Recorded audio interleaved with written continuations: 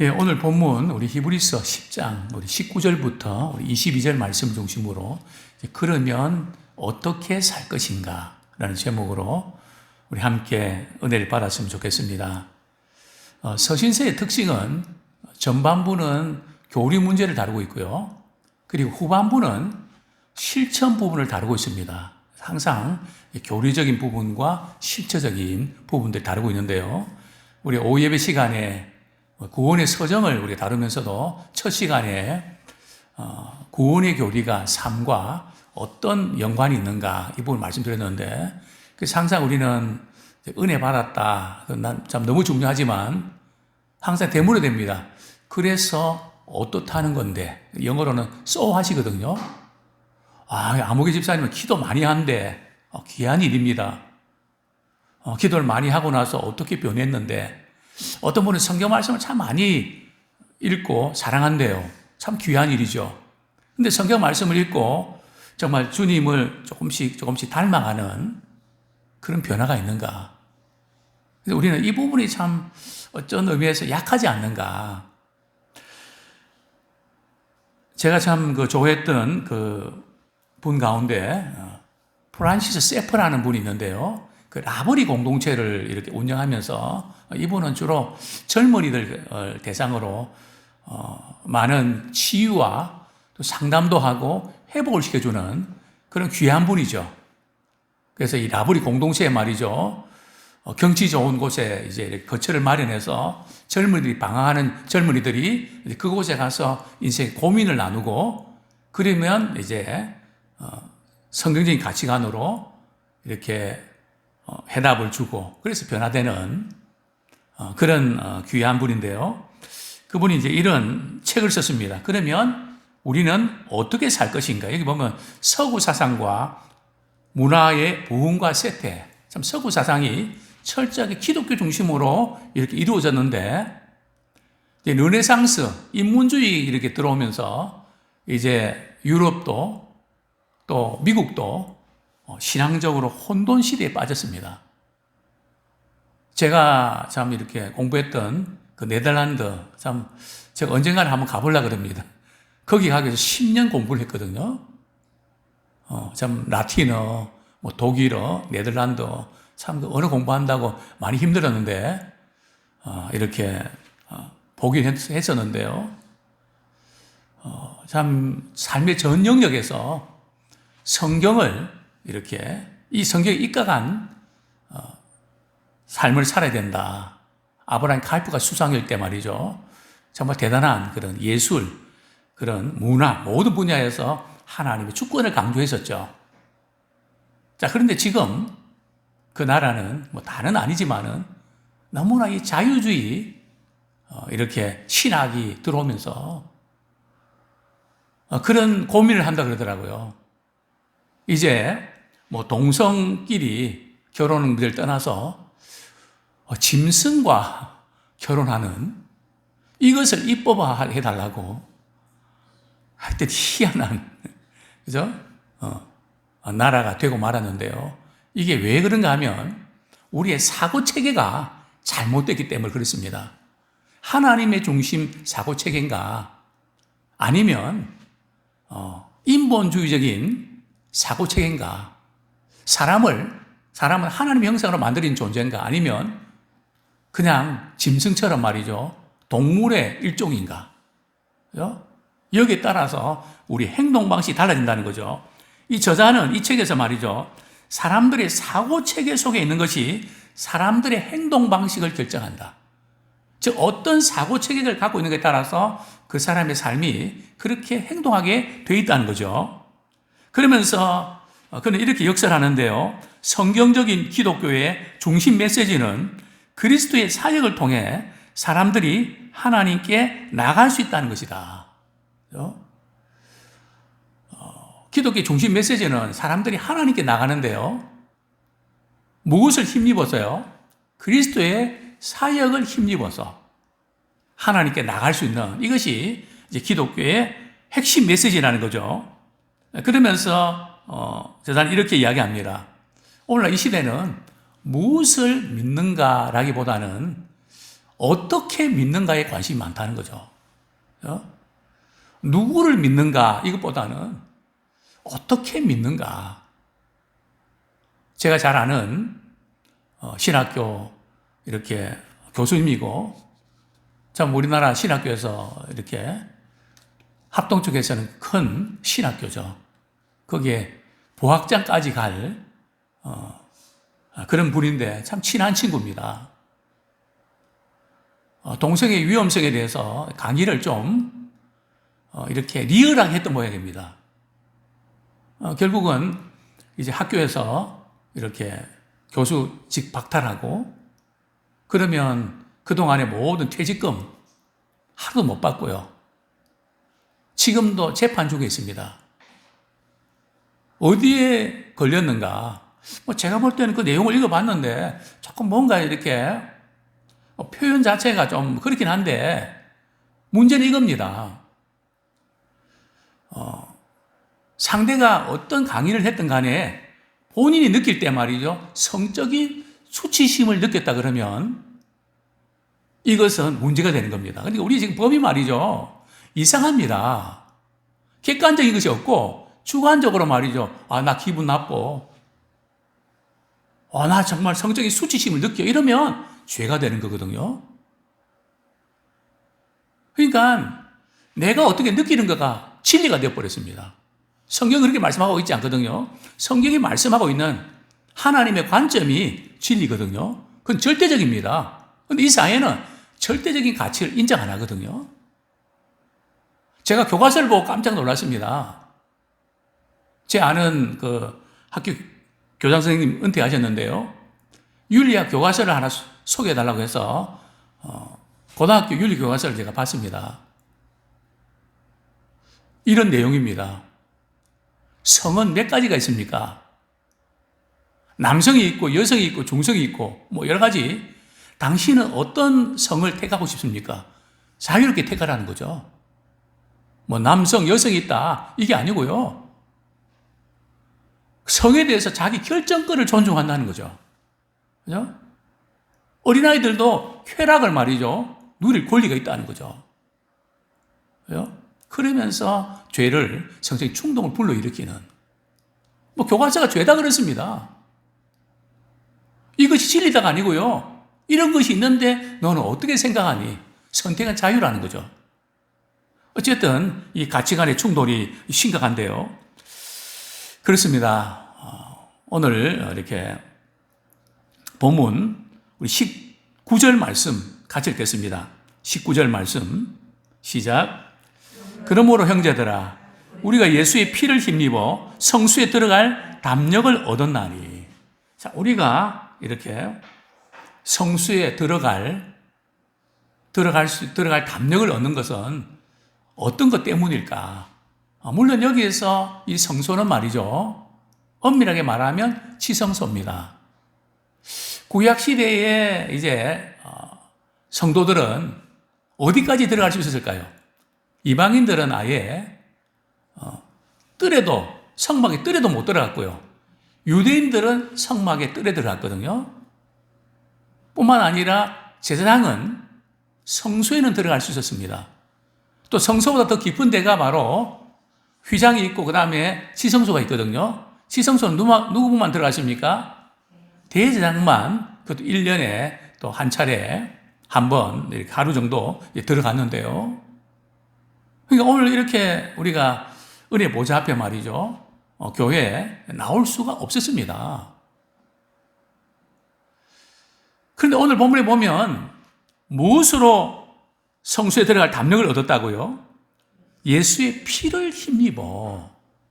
그죠? 굉장히 중요합니다. 우리가 교회 나갈 때 때로는 한 주 동안 마음이 불편할 때가 있죠.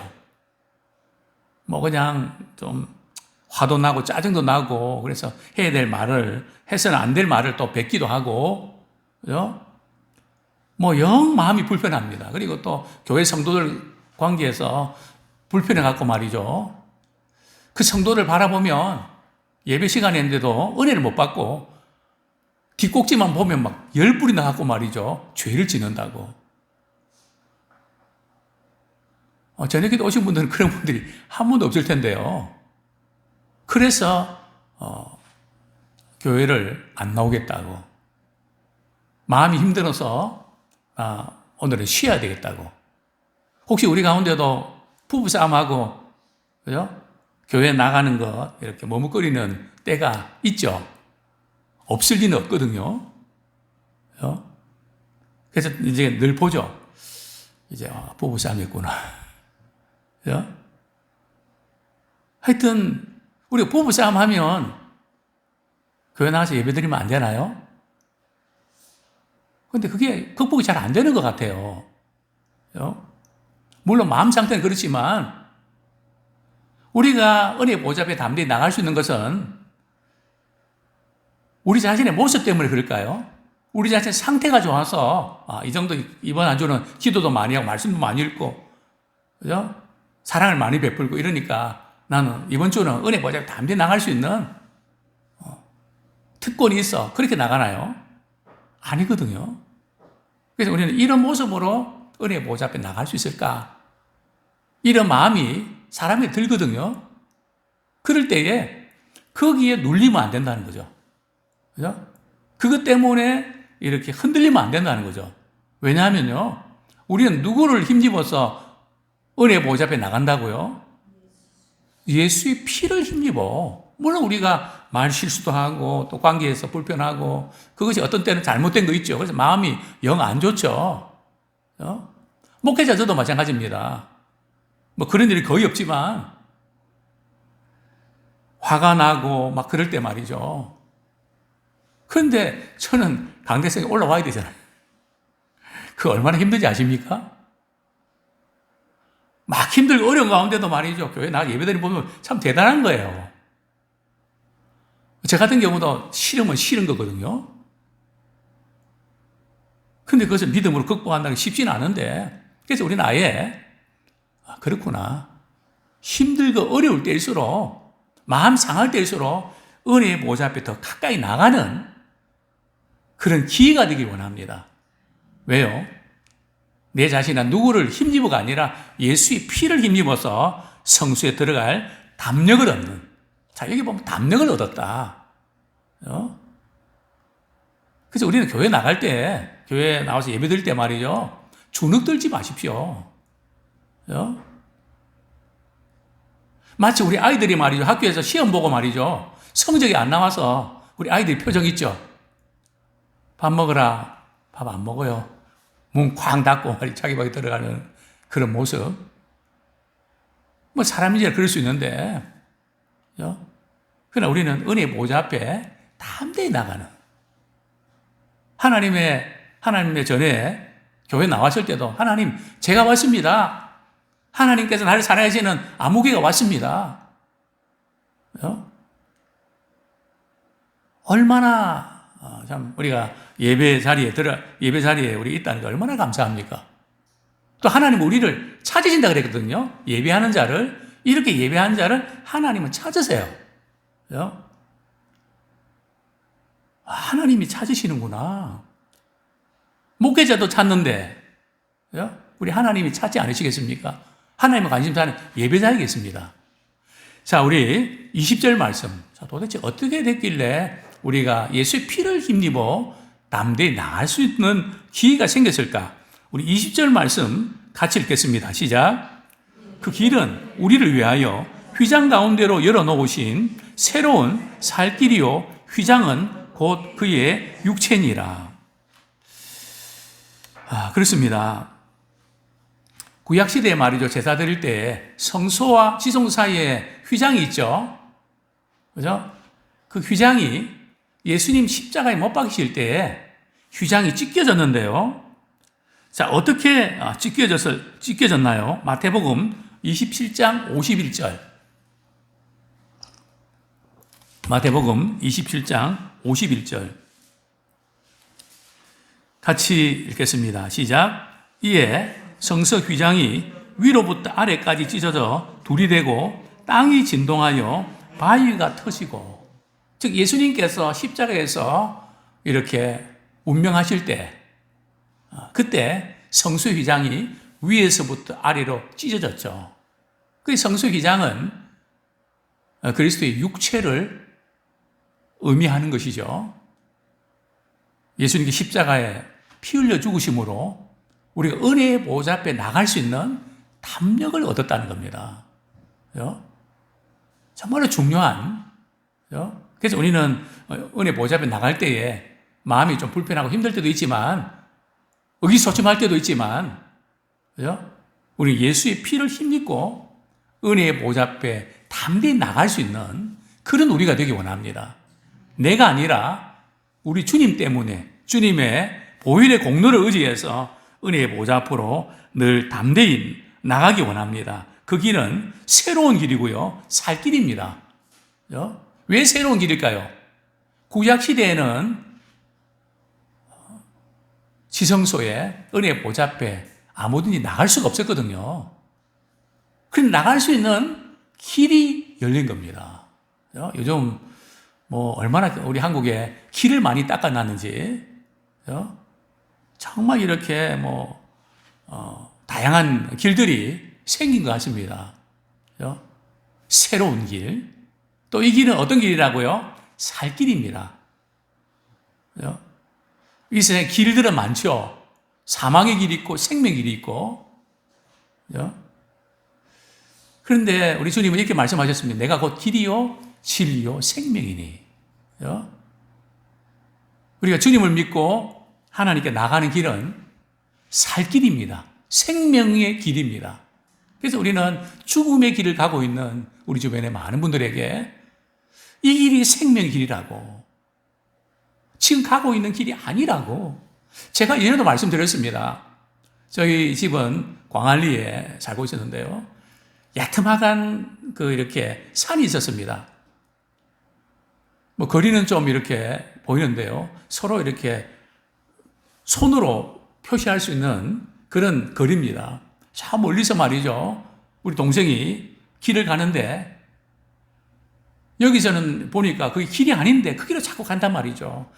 그래서 그게 아니야 해도 말이죠, 소리는 안 들리니까 사인이 안 맞아갖고 말이죠. 근데 거기는 아니야, 그건 길이 아니야. 우리 그러잖아요, 산에 가면 길이 헷갈릴 때 말이죠, 어떤 때는 이게 길이 있나? 나중에 가다 보면 길이 없고 말이죠, 꽉 막혀갖고 말이죠, 어려울 때가 있지 않습니까? 참 인생은 길 찾기입니다.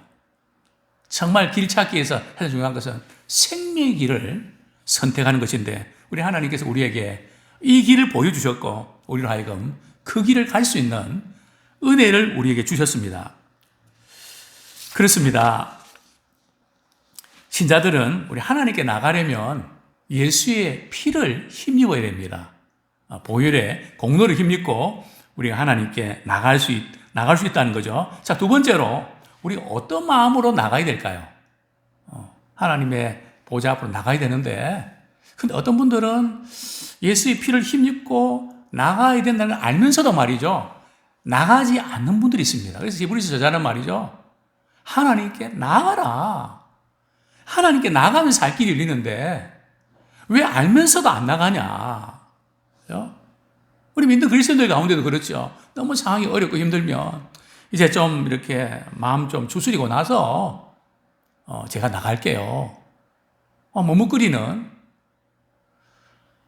생명을 주시면서까지 우리에게 살 길을 주셨는데 우리는 그것보다 내 문제에 사로잡혀서, 제가 오늘 이렇게 말씀 묵상하면서 저녁 기도에 오신 분은 대단한 분들이다. 우리가 살아가면서 걱정거리, 마음 상한 일이 없겠습니까? 이런 거 이렇게 하면 좋을 텐데 왜 이런 일이 생겼지? 살아가다 보면은 그런 일이 불쑥불쑥 일어나지 않습니까? 신경 쓸 일이 한두 가지입니까? 그런 가운데서도 우리 은혜의 보좌 앞에 나가서 위로부터 주시는 그 말씀을 듣고 또 힘을 얻고 또 살아간다는 거 참 특별한 은혜죠. 자, 우리 본문 21절, 22절 같이 읽겠습니다. 시작. 또 하나님의 집 다스리는 큰 제사장이 계심에 우리가 마음의 뿌림을 받아 악한 양심으로부터 벗어나고 몸은 맑은 물로 씻음을 받았으니 참 마음과 온전한 믿음으로 하나님께 나아가자. 자, 두 번째로 우리 은혜 보좌 앞에 담대히 나갈 수 있는 이유는 말이죠. 우리에게는 지금 말이죠. 큰 대제사장이 계신다는 거죠. 어디에요? 하나님의 집에. 여기에 큰 대제사장은 누구를 가리킬까요? 예수 그리스도를 가리키죠. 우리를 위해서 생명을 내주시면서 우리를 구원해 주시는 그 주님의 말이죠. 우리 가운데 거하시는, 또 지금도 우리를 위해서 중보 기도하고 계시는. 우리는 이거 놓치지 말아야 됩니다. 누군가 나를 위해서 우리 기도하는 분이 있다면 얼마나 감사한지 모릅니다. 또 사장장 교회를 떠난 분들이 또 이렇게 전화를 하다 보면, 목사님 지금도 예람교를 위해서 제가 기도하고 있습니다. 너무너무 감사하죠. 또 우리 동남아시아에 세워진 교회, 우리 선교사님들 통해서 늘 우리 예람교회를 위해서 기도하고 있습니다. 말씀 전해드릴 때 얼마나 큰 힘이 되는지 모릅니다. 그런데 우리는 누구의 기도를 받고 있나요? 바로 예수 그리스도, 그분이 하나님 보좌 우편에서 말이죠. 언젠가는 우리가 그곳에 우리 가게 될 텐데, 이 세상의 사람들 많이 힘들지, 낙심되고 자살 때가 많지. 주님이 영원한 속죄 이루셨는데 현실의 상황 때문에 좌절하고 낭만할까봐 우리 위해서 중보 기도하고 계시는 그분이, 또 주님은 또 교회 말이죠, 거하시지 않습니까? 두세 사람이 내 이름으로 모여서 기도하면 내가 거기 거하겠다고 말씀하셨거든요. 그럼 주님의 그 임재하심을 우리는 경험하면서 되게 중요합니다. 간혹 우리가 이렇게 영화를 보면 아빠가 말이죠, 그 아들이 운동을 하는데 그 못하게 말렸는데 말이죠, 아들은 그걸 계속 그것을 합니다. 너 계속 그 운동하면 부모와 자녀의 관계 끊자고 해도 그렇게 합니다. 그러면서 마지막 이제 금메달을 따는 그런 경기에서 아버님 오시죠 그러면 안 간다 그럽니다. 이 아들은 말이죠, 운동하면서 아버지를 살핍니다. 딱 눈이 마주칠 때 말이죠, 이 아들은 힘을 냅니다. 그렇습니다. 우리는 눈에 보이지 않지만 믿음의 눈으로 우리를 사랑하시는 주님의 시선을 바라보면서 힘을 낼 수 있기 원합니다. 주님이 우리를 바라보시고, 주님이 우리를 주목하시고, 어느 때나 바라보시고, 작은 시름에도 응답하시는 그 주님이 바로 우리의 주님이십니다. 자, 오늘 우리 22절 말씀 보면요, 우리가 마음의 뿌림을 받아 악한 양심으로부터 벗어나고 몸은 맑은 물로 씻음을 받았으니, 그죠? 마음의 뿌림을 받고. 자, 구약의 제사장들은 제사를 드릴 때 그 짐승의 피를 말이죠, 짐승을 잡아서 그 피를 흘려서 그 피를 자신과 옷에 뿌려야 됩니다. 우리 성경 말씀 한 구절 보겠습니다. 출애굽기 29장 21절. 출애굽기 29장 21절. 같이 읽겠습니다. 시작. 제단 위의 피와 관유를 가져다가 아론과 그의 옷과 그의 아들들과 그의 아들들의 옷에 뿌리라. 그와 그의 옷과 그의 아들들과 그의 아들들의 옷이 거룩하리라. 그래서 제사장들에게 또 그 옷에 말이죠, 그 피를 뿌립니다. 왜요? 거룩해지라고, 정결해지라고, 뿐만 아니라 물로 몸을 씻습니다. 근데 이 의식을 행해야 되는데요, 출애굽기 40장 12절, 출애굽기 40장 12절, 출애굽기 40장 12절 같이 읽겠습니다. 시작. 너는 또 아론과 그 아들들을 회막문으로 데려다가 물로 씻기고, 그죠? 물로 씻기고, 우리는 그리스도의 피로 마음의 뿌림을 받아서 죽은 양심이 말이죠, 또 깨끗함을 얻게 됐습니다. 죄와 허물로 죽은 악한 양심이 살아나게 됐죠. 물로 씻임 받았다는 것은 어떤 분들은 세례라 그러는데 뭐 그런 의미가 틀린 것은 아닌데요. 저는 이 물로 씻임 받았다는 것은 영적인 갱신을 의미합니다. 우리 에스겔서 36장 25절 26절 에스겔서 35장 25절 26절 우리 같이 읽겠습니다. 36장 25절 26절 시작. 맑은 물을 너희에게 뿌려서 너희로 정결하게 하되 곧 너희 모든 더러운 것에서와 모든 우상숭배에서 너희를 정결하게 할 것이며. 네, 거기까지요. 거기까지 읽겠습니다. 우리 하나님 말씀과 이 성령의 역사로 우리는 몸과 마음이 깨끗함을 얻게 됐습니다. 즉 말씀으로 씻는 거거든요. 그래 말씀을 씻는다는 게 뭔가 하면 우리가 말씀을 이렇게 듣고 말이죠. 마음에 걸리는 게 있잖아요. 그거 가지고 주님 앞에 회개하는 거. 그죠? 그래서 우리는 말씀으로 씻는 겁니다. 그죠? 뿐만 아니라 우리 성령의 역사심으로 또 회개하면서 우리가 시천받는 그런 일들을 우리가 늘 예배 가운데 하게 되죠. 이제 말씀을 맺겠습니다. 참 마음과 우리 히브리 10장 20일 보면 온전한 믿음으로 하나님께 나가자. 우리 하나님께 나갈 때 어떤 마음, 몸으로만 나가는 게 아니라 참 마음과 온전한 믿음으로 하나님께 나가는 자가 되길 원합니다. 이 참 마음은 어떤 마음일까요? 우리가 신령과 진정으로 드리는 예배, 성령과 진리의 말씀에 이끌리는 그런 예배, 또 새 마음으로. 그래서 늘 우리가 이렇게 세상에 살다 보면 세상에 속한 그런 마음들이 있거든요. 그래서 주일에는 일찍 오셔서 주님 앞에서 우리의 마음을 말이죠. 주의 보혈로 씻고 우리에게 정결한 마음을 주옵소서, 새 마음을 주옵소서. 이 마음으로는 도저히 제가 어떻게 할 수 없습니다. 그래서 늘 마음을 말이죠. 주님의 마음으로 우리 바꾸는 그런 시간들이 필요합니다. 온전한 믿음은 그리스도에 대한 신뢰성과 확실성을 가르칩니다. 온전한 믿음, 전적으로 주님을 신뢰하는 그런 믿음을 갖기 원합니다. 이제 말씀 맺겠습니다. 우리는 은혜의 보좌 앞에 그리스도의 피를 힘입어서 담대히 나가는 특권을 얻었습니다. 이것을 우리 삶 속에서 잘 활용하고 또 그 은혜를 누리는 우리 모두가 되기를 소원합니다.